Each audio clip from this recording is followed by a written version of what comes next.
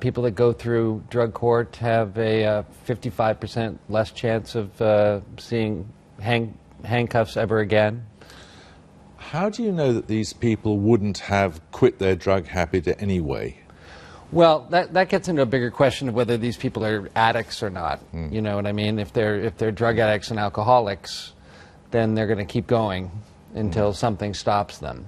And drug court is a wonderful way to interrupt that process. And it's a way to not throw these people away.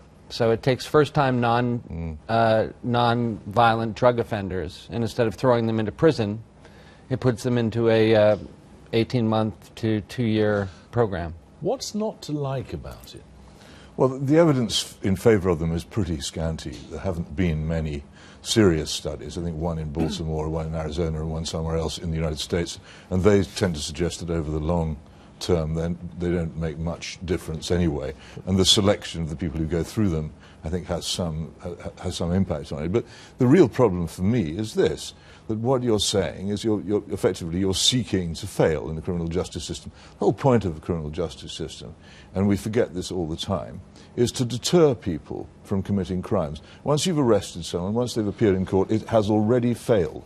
And to soften the court system, to make it into a kind of jolly where the judge wears tracksuit bottoms and is nice to the offender. Oh, you should see some of the things that have been going on in this country, the West London Drug Court, where the judge, as I said, wore tracksuit bottoms and was macy with the defendants. This gives the impression not of the majesty of justice, but of somebody trying to be nice. Now, actually, it doesn't do anybody any favours to try and be nice to drug takers. There's nothing wrong. So the problem there's a great deal wrong with it, because if you want to stop people becoming drug users, then the best thing to do is to make sure they never start in the first place. And an effective deterrent criminal justice system you're dealing here with people who have started. Well, yes, because they've started because the criminal justice system is so feeble. Isn't the real problem? It's feeble from the start. Baroness Meacher, you can have a contribution here, come on. Isn't the problem that by the time you get to a drug court, you've already assumed that drug addiction is a crime? Actually, drug addiction is a health problem. So the first thing you've got to do is some preventive work, prevent people becoming drug addicts, and that we now know there's good evidence that you can do that. Portugal have switched vast sums of money from prisons to treatment. They have vastly more people in treatment than we do here. They have a much better record than Spain and Italy. You can deal with this as a health problem instead of waiting till people become really severe addicts, get into the criminal justice system, and then, okay, I agree with you. Drug courts can be a little more helpful. I'm not understanding your point. Your point is to stop drugs and alcoholism by just people never starting? Well, you two believe in this fantasy of addiction in which people lose... Fantasy of addiction. Complete fantasy, in which people lose all power over themselves and become victims of this terrible, frightening disease. But right now you're quoting... Let me finish. This is what you believe, this terrible, frightening disease after which they cannot stop taking drugs. If you really believe that, then you would presumably think the best thing would be that they never, ever came in contact with those drugs. Of course. Wouldn't it, therefore, be wise to deter them from doing so by a stern and effective criminal justice system which actually persuaded them it was unwise to take the drugs in the first place? When do I get to speak? I'm dying to speak. If you really believe in it, you'd agree with me. When can I speak? Speak. Okay, so... I didn't come here to be quiet. Neither did I. No, I didn't come here to listen to ludicrous things like that either. So well, you tell me why it's ludicrous if you're so clever. I will. The American Medical Association diagnosed it a disease in 1976, so you're saying that that's incorrect? Yeah, look, people... Are you saying that that's incorrect? The medical incorrect? profession is constantly doing extraordinary things. The American Psychiatric Association said for years that homosexuality was Peter, a disease. the key thing is... They were wrong. The, all kinds of things Peter, were said by medical professionals. The key thing is we've had this policy for 50 years. We've had this policy My life.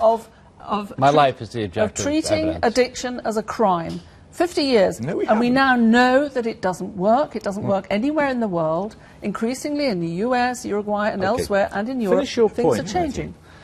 My life is... I'm a drug addict. I'm a person that if I have a drink, I can't stop.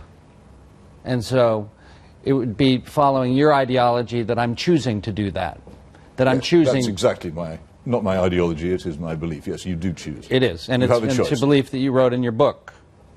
Correct. You have a choice over whether you drink or not. You have a choice over. But your book is the only book in modern times that has this ideology. Yeah. So doesn't that teach you something? Well, it's quite often unfashionable ideas are unfashionable because they are unpopular with influential people. It doesn't necessarily bother me. You tell me what the objective diagnosis is to establish the existence of addiction in the human body.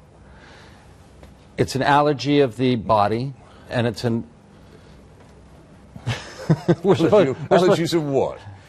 We're supposed to be grown men here, and you're making faces like the guy who's wearing the pants that you were talking about earlier. I'm expecting you to come out in the pants in a minute. It's an obsession of your mind and an allergy of your body. So this is what happens to me. I start thinking about alcohol, I can't stop. I can't stop thinking about it. And what's the objective physical proof of this inability to stop? There's considerable proof this is partly a genetic problem, isn't it? Your argument is that it's willpower, Peter. Of course it's willpower. It's not willpower. People constantly stop both drinking and taking drugs. You're just a person who's talking who's wrong. If willpower were not involved, then how would that happen? It's will on your part not to do it now, isn't it? I'm in control of the first drink, and so I do all these things to protect myself from not having the first drink. Sure. But once I have that drink, the allergy of the body kicks in. This is all documented alcoholism proof. Then I can't stop after that.